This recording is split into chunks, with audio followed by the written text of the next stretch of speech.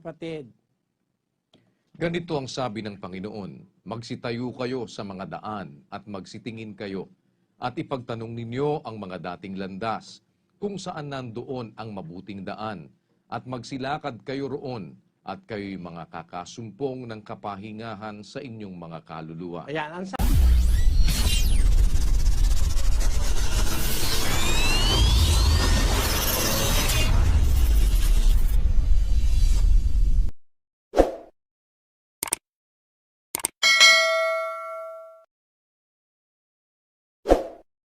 aking tanong ay ganito. Gusto ko pong magkaroon ng paglilinaw kung ano po ba ang ibig sabihin ng hula sa Jeremiah 6:16 kumpara sa talatang kaganapan sa Hebreo 10:20 ang tungkol sa daan na tinutukoy dito. basahin po natin ang Jeremias 6:16, kapatid. Ganito ang sabi ng Panginoon, magsitayo kayo sa mga daan at magsitingin kayo at ipagtanong ninyo ang mga dating landas kung saan nandoon ang mabuting daan at magsilakad kayo roon at kayo'y mga kakasumpong ng kapahingahan sa inyong mga kaluluwa. Ayan, ang sabi po sa Jeremias, mga dating landas kung saan nandun yung mabuting daan. Sabi nyo, ano ang kaganapan yan kumpara doon sa Hebreo 10:20? Basahin naman natin ang 10:20 ng Hebreo. Sa pamamagitan ng daang bago at buhay na kanyang itinalaga sa atin sa pamamagitan ng tabing sa makatwid bagay sa kanyang laman. Meron tinatawag dito si Pablo na daang bago. Sa pamamagitan ng daang bago. Kailan ito bago, kapatid? Nung sabihin ito ni Pablo sa mga Hebreo, 2,000 years ago. Tandaan mo nang isulat ni Pablo yung sulat sa Hebreo, 61 AD, nung isulat yan ni San Pablo. Nung 61 AD, that is more or less 2 millennia ago, ay tawag ni Pablo daang bago. Ngayon yun namang hula ni Propeta Jeremias, hula naman yun sa darating. Sa ating panahon naman yung hula niya. Halimbawa, dito ngayon sa hula ni Jeremias, nagsasalita siya sa atin sa hula. Pagtanong nyo yung mga dating landas, dating daan. Tama. Bakit tama? Kasi sabi ni Pablo, bago. 2,000 years ago. Ngayon, sa ating panahon, babalik tayo. 2,000 years ago, ang tawag naman sa hula, dati.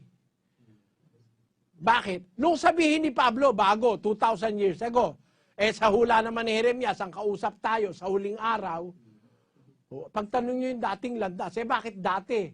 Kasi, alam ni Jeremias, sinasabi niya ito para sa mga taong mabubuhay, 2,000 taon o 2,000 taong mahigit, pagkatapos ni Apostol Pablo na nagsabing ito'y bago. Kaya, bago 2,000 years ago, pero sa ating panahon, dati na yon dahil 2,000 years ago. Sana naintindihan mo, kapatid na Absalon. Ano? Yung isa mong tanong, ano ibig sabihin dun sa 2:22 ng Isaias? Patungkol ba yun sa mga ngaral? O kanino pang iba? Alam mo, tanong ko kasi yan kapatid.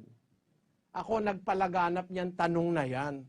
At palagay ko, hindi pa napapanahon para sagutin ko kasi hinusubok nga natin yung ibang mga pastore para mapatunayan nyo kung sila talagang maalam sa salita ng Diyos, tanong nyo sa kanila kung ano kahulugan yan. Ako nagumpisa niyan tanong na yan. Aba, wala pang nangangahas sumagot Kasi nadala sila, yung itinanong ko nung araw sa TV, siguro mga 20 taon na yun Tinanong ko, asa ng Diyos nung hindi pa ginagawa ang langit at lupa? Nangahas sumagot. Nangahas. Kasagot-sagot, mali. Napahiya sila dyan sa sagot nila. Ang liwanag ng tanong ko asa ng Diyos nung hindi pa ginagawa ang langit at lupa? Kasagot-sagot, nasa langit daw. Hindi pa nga ginagawa yung langit at lupa, yun ang tanong Kaya sumagot, mali ang sagot. Ayun, ganun din naman yung tanong kung isa na yan. Sabi dyan, layuan ninyo ang tao na ang hinga ay nasa kanyang mga butas ng ilong. Ano ibig sabihin yan, kapatid? Tanong ko yan sa pastor. Kaya kinalulungkot ko, hindi ko sasagutin pa dahil hindi pa nila sinasagot eh. Sasagutin muna nila at para makita nyo kung sino ang may unawa sa salita ng Diyos sa Biblia. Yun ang dahilan nun. Pasensya ka na kapatid na Absalon ha.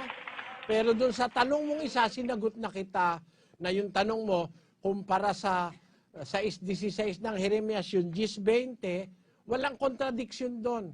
Kasi bagong daan nung panahon ni Pablo, kung aatras tayo ng 2,000 taon mula sa panahon natin, dati na yon. Yun ang sagot. Salamat sa iyo kapatid.